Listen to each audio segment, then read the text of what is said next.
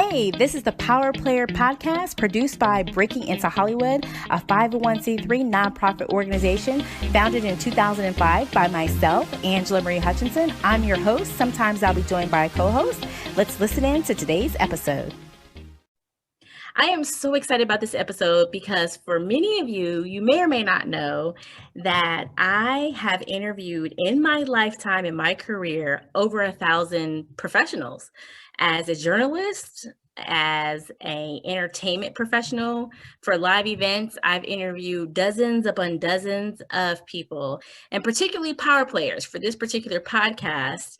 And so I'm really excited to have basically it's my number one power player, my mother, Mrs. Antoinette Maria Delk. Yay, Mom! And the reason why I wanted to do this, Mom, is because I've been thinking about how many people I've interviewed, and I can look back at the interviews and have them forever. And I was like, I need to have my mom. I need to interview you because I want all your wisdom, and then we can pass it on and so forth. So today, you guys, we're going to be talking about everything from childhood, advice for moms and dads who are raising young children in the arts, going all the way through college, and then kind of working our way through adults and giving advice for entertainment professionals that are looking to break into the industry and or sustain a career. Maybe they're already in the industry like me, but they need to elevate themselves or sustain their career and their success. And so my mom has just been instrumental in my career. A lot of you have heard this story before, but I'm going to share it for those who don't know, is that one day I was really, really depressed with my career. I was extremely depressed. And I called my mom and I was like, I think probably crying in sobs, one of my little midnight phone calls. And I was telling her that, I didn't understand why I wasn't getting the success that I wanted to have in life. And she asked me, she said, what are you doing to give back? And I was like, oh, I mentor girls in my church. I do a lot of things to give back in my community. And she said, no, but what are you doing to give back in the actual area, the field where you want to be successful, meaning the entertainment industry? And I thought about it and I wasn't doing anything. I wasn't doing anything to give back in that particular industry. And so that night, literally that night, I did some brainstorming and I came up with the idea to start a nonprofit organization called Breaking Into Hollywood, which I started in 2005. And so it was birthed from that conversation. And since then, we've helped thousands of professionals break into the entertainment industry. And so I have to attribute literally all of that to my mom. Thank you, Mom. Let me give you a reaction. Yay. So, Mom, share with us a little bit about who you are besides me, besides the mom to Angela Marie. Who am I? I'm really defined as Angela's mother. But I had a career before her. I graduated from Indiana University, University of Chicago, and I have had several different careers, switching from an academic career at the University of Chicago National Opinion Research Center, doing educational research, and then I moved into an insurance industry because there was a very conservative political leadership at that time, and a lot of educational programs were cut. So I moved into business. I ended up having my own Allstate insurance business, and then I moved from there to doing loans. I was a mortgage broker for various different independent companies to get my daughter through college. Yeah, which is important. Yeah. Well, college is important to you, especially because you have a master's degree. So you really got higher education. Right. I do. I think it's very important, especially for young women. But I also think it's very important to find your soulmate, to have somebody to go through life with. And my advice to my daughter when she went off to school, everybody thought it was so funny. I said, my advice to you is to find you a husband and also get a degree in that order. Because if you don't take all of that time to go to clubs and go out and looking for dates, If you've already found somebody when you're young, you can share your life and go through life together. And it gives you a lot of, you get a lot of feeling of confidence when you have someone there in your life. And for you, it was perfect. You had a very good mate, and you all had very good dreams together. But when you're raising children, you never know. And what you want to do, there was a book called The Prophet. And what he said was, think of your children as an arrow coming from you, going out into the world. Don't seek to make your children like you. Seek to be like them because they are the future and they will go places you've never been and never will be. And so you have to think broadly that you look at your child and you see the characteristics that they have, that the things that they like doing, the thing. My daughter used to take apart all of her dolls. She used to take apart every toy that I ever bought her. She used to just want to see how it worked. And that's why I thought she was going to be an engineer like she did become, but it never really satisfied her because I always assumed she was so creative and artistic that she would end up in the arts and end up in something like the field she's in now, entertainment. And she won, she hates for me to tell people, when she graduated from high school, she won this award for poetry. And she wrote this lovely book. And she said to me, one day this book will make you rich. And I still have that little book. So she's always been like that. She's always been And let me just creative. tell you guys, she is already, you know how I was on the show. I was on the show for, I Can See Your Voice. And so my role that they came up with was a poet because I do write poems and I do poetry. And so they came up with that role for me. And so they cut me into like character to play the role of the poet. So my mom was like thrilled about this. Now she's like, you need to publish that poetry book as the poet from I Can See Your Voice. She's always like coming up with these grandiose ideas. Right. And some of them actually work. This is but true. She's always been a busy person. She used to tire me out. I used to go to sleep and Angela would take my car. I had an older car at the time, and she would steal the car, go all the way into the city and go, I said, oh my gosh, she's going on the expressway. She's doing this and that. But I was okay because it was an older car and everybody was so afraid to let their children drive their cars because they had these brand new cars.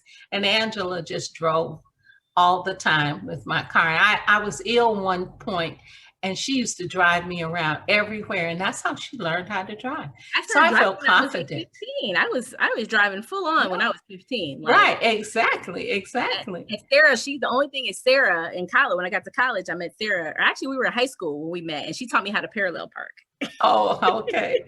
Well, anyway, so she's always been busy. I used to call her my cruise director because she always had a whole long list for us, activities for us to do, to go here and do this. And I was taking her to learn how to swim, or she was playing tennis or backgammon or rollerblading. She was always so active and it would wear me out. And I'd take all her friends, but it was okay. It was who Angela was. So I always knew she was going to do many, many things in her lifetime because she really gets bored if she just does one thing.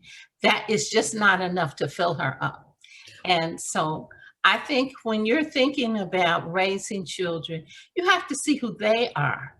I was a kind of bookworm. I studied and I read all the time watch TV. I'm watching C-SPAN, some crazy hearing that nobody in the world even knows about because I like politics. But my daughter was different. She was always active, but she was active and involved, and I was too. I worked in my community and did work in the community. Angela always contributed to, she wanted to be a candy, what do you call it?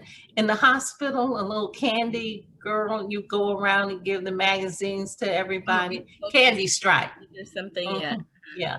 And so she worked in the little giving out the dinners for Thanksgiving. She just did so many things that's so nice. And then she was smart.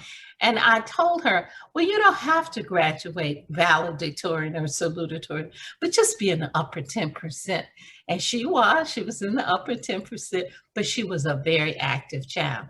And that's what you have to do. You have to look at your child's personality and try to guide them toward what they wanted to do. So when she got ready to go to school, she told me she wanted to be an engineer. Well, I was dating an engineer at that time, and he would fly all over the world, country, and it had beautiful gifts and everything. So she thought this was great. I said, Angela, you do not want to be an engineer. I cannot see this, because she was always so creative. Well, she did. She soldiered through University of Michigan, That's a one of the polite most way to put difficult. it. You see how she tries to politely say, I soldiered through instead of struggled through. That is my mom. I soldiered through. I like that. I'm going to say that. I'm going to use that. You better soldier through this, not struggle through. Right. But one time she wanted to give up. And so she says, I just want to go. I'm just not strong enough for this. And I said, okay, Angela. I knew the stats that people who changed in college changed what they were majoring in, usually either didn't graduate or they had a longer time.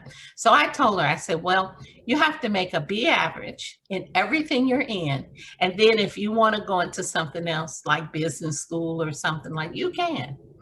She made all B's, maybe one A. And then she says, oh, I don't have to give this up. I can do this. And so she was confident, because all she needed to see was she could do it. If she struggled to get where she wanted to go, and I was out of the program, she struggled and actually, made it through. So she finished and everything worked out. And then she came home. She had to stay around because she had one class to accomplish over the summer.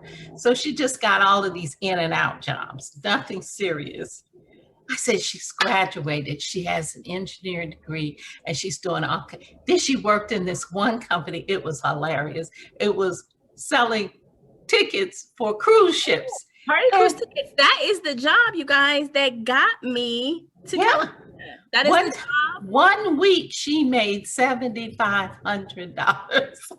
She was going to the beauty shops and barber shops and selling those cruise tickets. It was hilarious. That's how I moved to LA. That was literally how I moved to LA. So talk to us, Mom, about, in terms of, you mentioned how I was always, really busy doing a lot of things. And one of the things I think that a lot of entertainment professionals struggle with is because you can do so many different types of things, And so I remember this one woman came up to me at a Scriptwriters Network meeting, or actually it was a guy.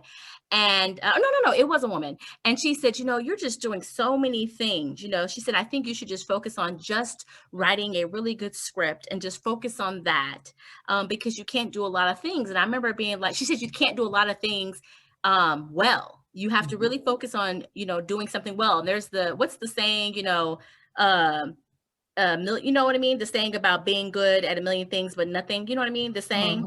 But anyway, but what you told me was that you've always been that way. So that might be true for that person. It might be true in general, but you've always been someone that needs to do a lot of different things in order to be self-fulfilled. So what advice do you have for people that in our industry, in the entertainment industry, as you know, you have to do sometimes a lot of different types of things until you can get the break in the area that you're trying to get, from. Do you think that's okay? Or what are your thoughts on, do you think that you should try to focus, or, this it's not just this industry. The world, the country has become different. It used to be you could be on a job for 30 years and retire with a gold watch. It is not that country anymore. You have to do a lot of things in order to survive. I always think about the life story that I saw on television about Madonna. And Mm. Madonna was a University of waitress. Michigan, go And blue. she was a waitress. And she did so many things. She was a background singer and dancer and all. And now she's richer than the Queen of England. The point is you keep your eye on the prize. You decide what it is in life you want to achieve. But sometimes you got to do something else. And you always must know that any honest work is okay. Never get so high up that you think you can't do something else that's below you. You have to always think of work as a means to get what you want to get To in the pursue your future, passion. but Yeah. you always have to think that work brings dignity, whatever kind of work it was. I remember when I went to school, I had a full ride at the university. I wanted to go to Howard, but they gave me a little bitty stipend. But Indiana University gave me the whole thing. And I used to have to work. And at one time I was working as a waitress in a little, it was called Mandarin dinners. We just bring out the dinner and pour the coffee. That's all it was. And I remember one lady, she was popping her fingers. She was just so insulting of me. But her husband, he didn't like it at all. I poured some coffee and I accidentally poured it on her. I still don't know, did I do that purposefully or not? But she was so upset, so upset. Now listen, my mom is Finally, known for oopsing. Oops. yeah, I said, whoops. And finally, but her husband gave me a $25 tip. It was so hilarious because he was tired of the way she was acting too. But I say that to tell people in the industry, one day you may be a Madonna. It's okay to wait on tables. It's okay to do these other, be a telemarketer or work in a bank or do whatever you have to do to stay in the field. I used to tell people, most of you have degrees and you can substitute teaching. You could substitute and then have your summers to put your act together to work. And then you don't have to go in. It's not a permanent job you have to do every day. So if you get that great call, you can just go. So, but it's always important to be able to keep yourself in the game. And a lot of people left who were very talented Mm-hmm. because they could not figure a way to stay in the game. In the game. And then the other thing is, when you're in the game, when you finally get in the game, is like you said, staying in there, sustaining a career.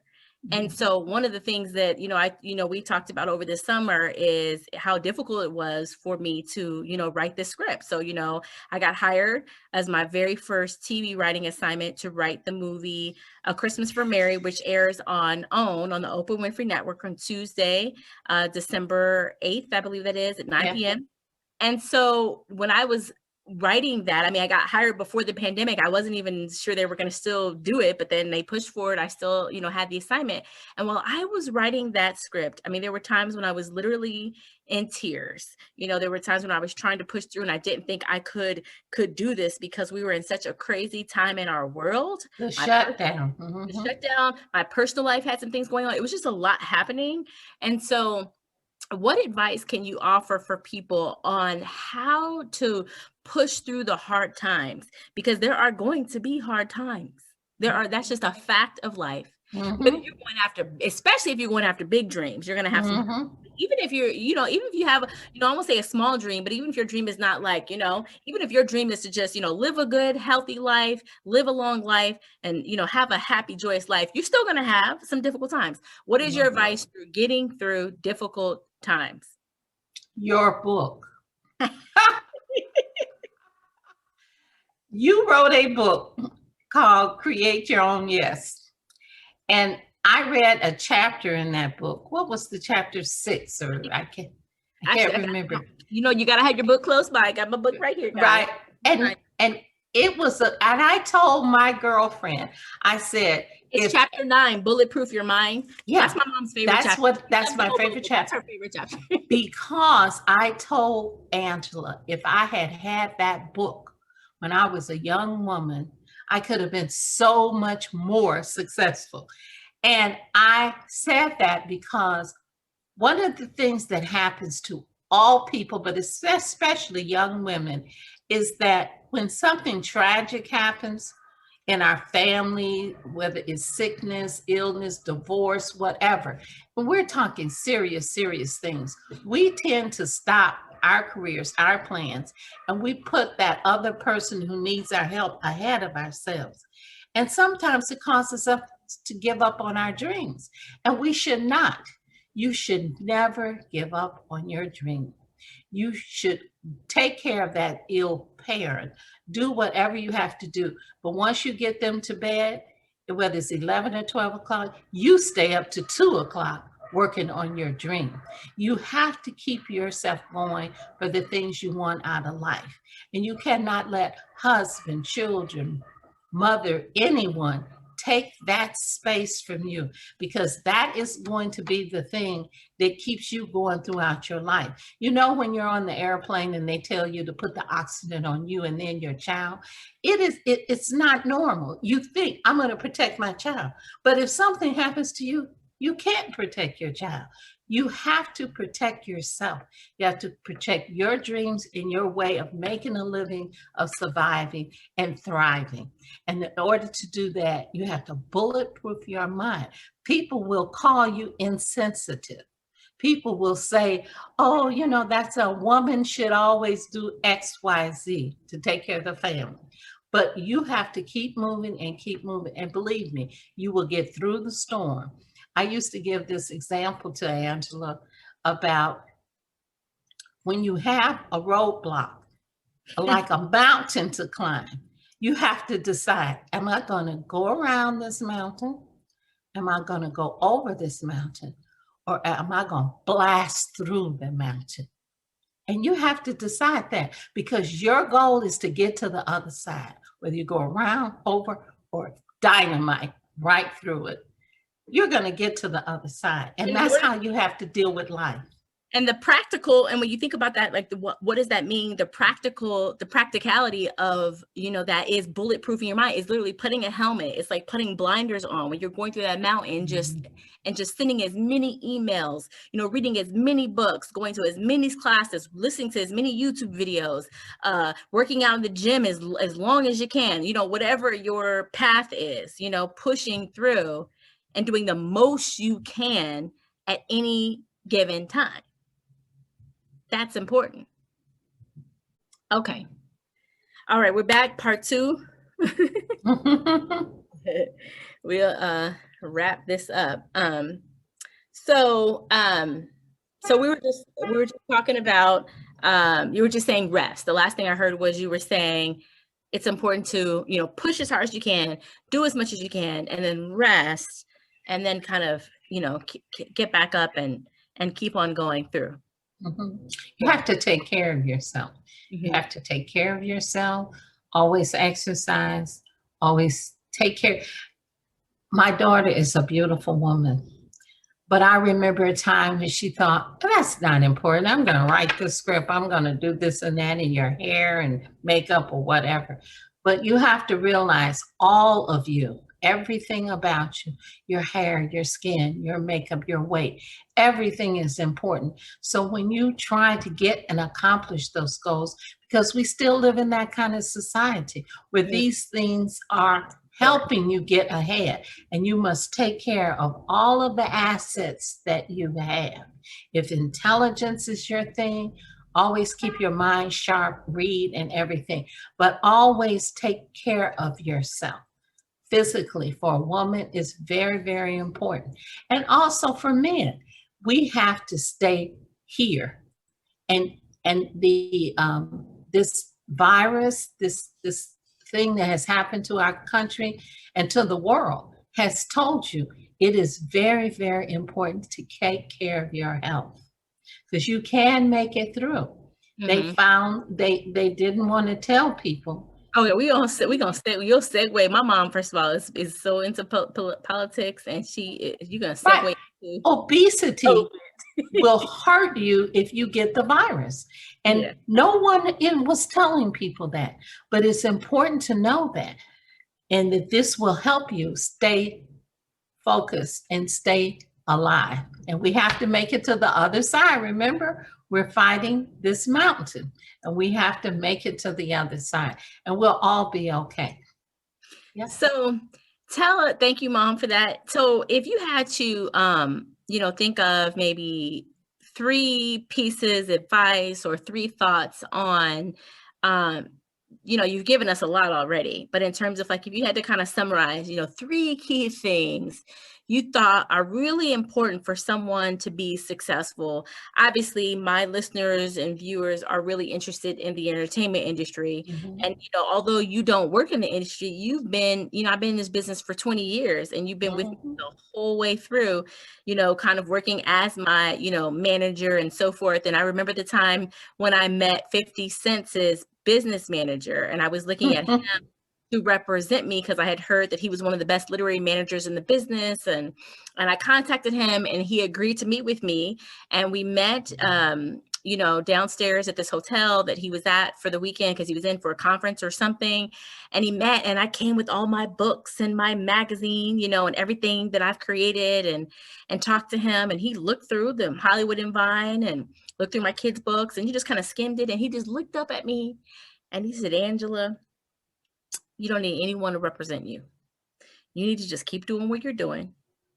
And he said, you might want to consider doing things a little bit faster, in the sense that he asked me, how long did it take me to write the book, Breaking into Hollywood? Because at the time I had Mhm. just had that book. And I said, about a year. And he said, well, 50 Cent can put out a song, a hit song, in like a day. Oh, So wow. you need to get a little quicker with the content that you're putting out, but keep Mhm. doing what you're doing. And so I was like, oh, that's interesting. And at the time that he said that, that was like when he said that, that was like before social media was like a thing. So before people were uploading Mhm. videos and vlogs and content. So he was really on to something, the idea of doing short snippets of content and doing it quickly, Mhm. short ebooks, short Mhm. things, and just executing them and just making sure you're doing something. And that's something that you've always told me. You said when I wanted to be a writer, you were like, well, you should be writing everything. If you want to be a Mhm. writer, that doesn't exclude yourself from writing magazine articles. Now stuff on LinkedIn or wherever you can write something, like taking an opportunity Mhm. to write something. Mhm. So you've Mhm. given me tons of advice through the years, but what are some things that just come to mind in this moment in time, as far as like three tips or pieces of advice on people who want to be successful in life, what they can do to try to be successful in this time that we're in right now? Well, one thing for sure is you have to thine own self be true. And the reason is that people you get oncoming, like they say in the war. They're coming at you from all places, your parents, your family, your husband, your wife, your uh, uh, friends. Everything is coming at you. You have to learn who you are, and you have to be true to yourself. That's the number one thing that you have to always remember. And number two, keep your eyes on the prize. And that's an old civil rights saying, and it's so true, because you can get into thinking, oh, I need to do this, I need to do that, I need to do the other, because that's the end thing. But it's not the end thing, because that life is a circle. That end thing is going to change, and Mm-hmm. it'll be something else. Mm-hmm. And the third thing is to give of yourself to other people. Help somebody up the road with you. If you've done something and accomplished something, be willing to give advice and help and to support. This is how we move up the ladder, up the ladder. And then there will be somebody there for you, because you can't know it all or have it all. And your family, you're just like me.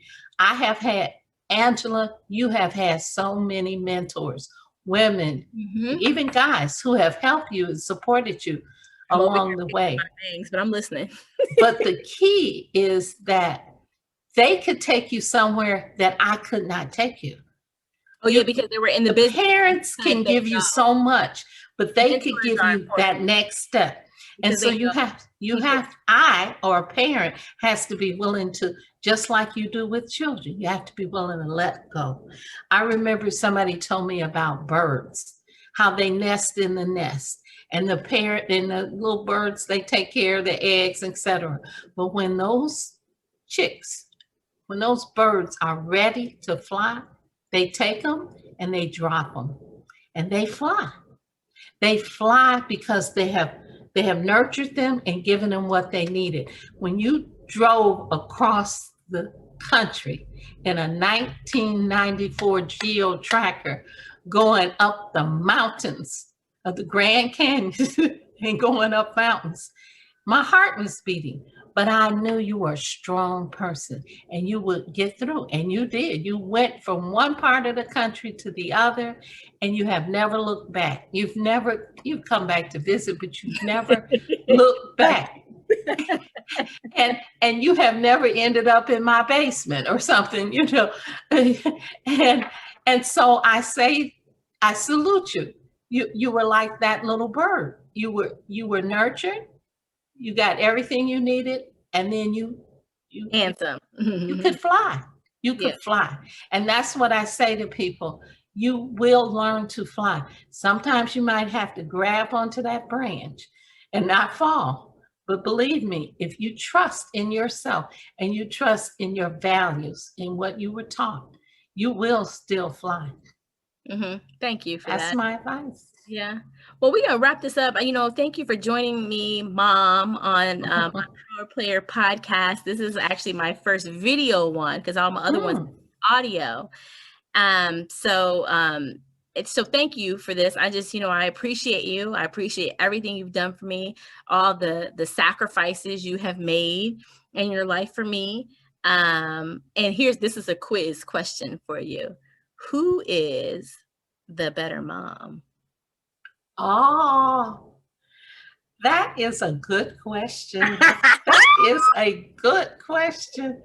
And I have to be honest, you are a better mom than me. And that is amazing because I never thought you would be. I thought I was a great mom. And you were an only child. And what is Angela going to do with babies? And she had 3 of them. And she's a wonderful We're trying to figure that out in the hospital. We never swallowed a sibling, right. How to swaddle. That took us forever. Trying to change a diaper. I was like, oh my gosh, it's like 40 minutes. Well, change a diaper, give me another one. It was so funny, but you ended up doing a great job, and your children are wonderful, and they're smart, and they're gracious.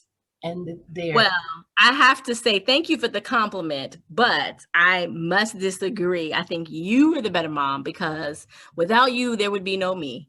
And that's just hands down, period. So thank you for everything you've done for me and everything you've given me. And baby, we should give your grandmother. I was going to say, you know what? The true best mom.